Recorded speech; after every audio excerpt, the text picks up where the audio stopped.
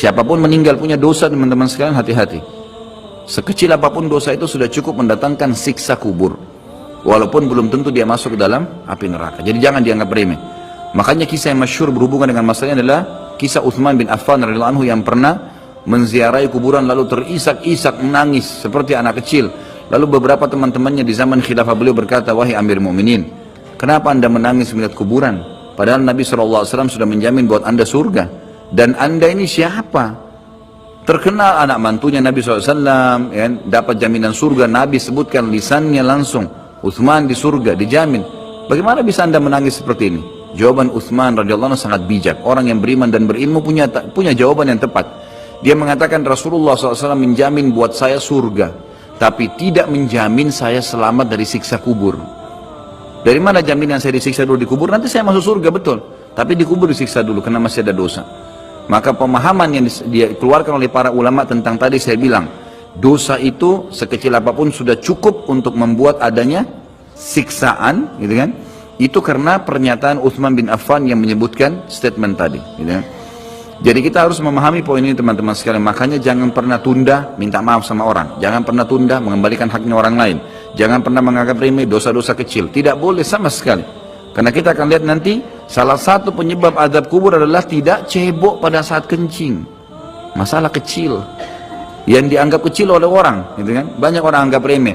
Maaf, banyak saudara-saudara kita yang membawa taksi, kendaraan umum di luar sana, kemudian kadang-kadang kita lihat di pinggir jalan kebelet kencing, main mampir sembarangan saja, ya, kencing sembarangan, tidak membersihkan dirinya. Ini berbahaya, penyebab azab kubur.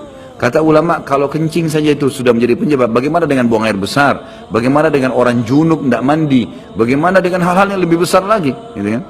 Karena memahami hukum-hukum syari seperti ini, kalau hal yang kecil saja dilarang, berarti hal yang besar lebih pantas untuk dilarang. Kalau hal kecil saja mendatangkan azab, berarti hal yang lebih besar lebih pantas mendatangkan azab. Jadi harus hati-hati, gitu kan? Kalau amal ibadah kecil kita kerjakan sudah besar pahalanya, bagaimana dengan amal yang wajib misalnya, atau amal yang besar yang kita kerjakan? Kalau umrah fadilahnya besar, berarti haji lebih besar. Kalau sholat sunnah besar, tahajud, maka sholat 5 waktu lebih besar pahalanya, dan seterusnya. Jadi poin-poin ini dalam mukaddimah kita harus difahamin baik-baik, gitu kan? Terutama yang terakhir saya ucapkan tadi, hati-hati teman-teman sekalian. Saya juga tahu diri saya pasti punya salah, tapi saya mengajak diri saya dan jemaah sekalian untuk beristighfar kepada Allah, bertaubat. Jangan tunda pengembalian haknya orang lain, meminta maaf kalau punya kesalahan. Jangan tunda-tunda, jangan bilang nanti Idul Fitri baru saya minta maaf. Nggak ada perintah dalam agama seperti itu. Sebelum pejamkan mata nanti malam minta maaf semua. Dan orang cerdas adalah orang yang tidak menyiapkan musuh pada hari kiamat. Hati-hati, jangan siapkan musuh siapapun dia. Maka harus ini, ya, kembalikan semua hak-hak orang, minta maaf. Kalau pernah mengambil barang orang yang tidak jelas, kembalikan. Kalau tidak, sedekahkan sejumlah itu.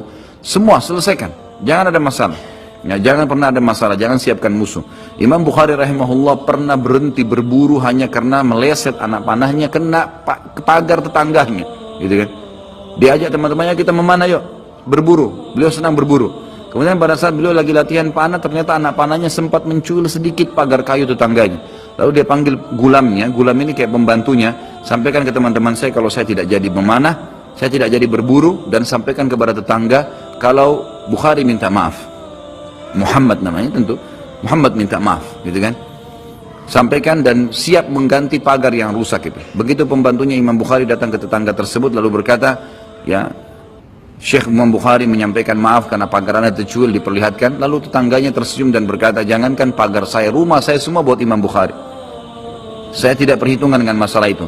Waktu pembantunya Imam Bukhari kembali ke rumahnya, apa yang terjadi? Lihat orang soleh dan orang beriman, tahu dan yakin dengan adanya siksa dan azab kubur, tahu ada akhirat dan hisab. Maka apa yang terjadi? Imam Bukhari sujud syukur kepada Allah, kemudian bersedekah sekian ribu dirham, hanya karena tidak jadi ada musuh dari tetangga yang dia cuilkan pagarnya.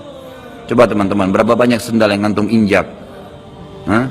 Berapa banyak air yang kepercik kena orang lain? Berapa banyak ini, berapa banyak itu?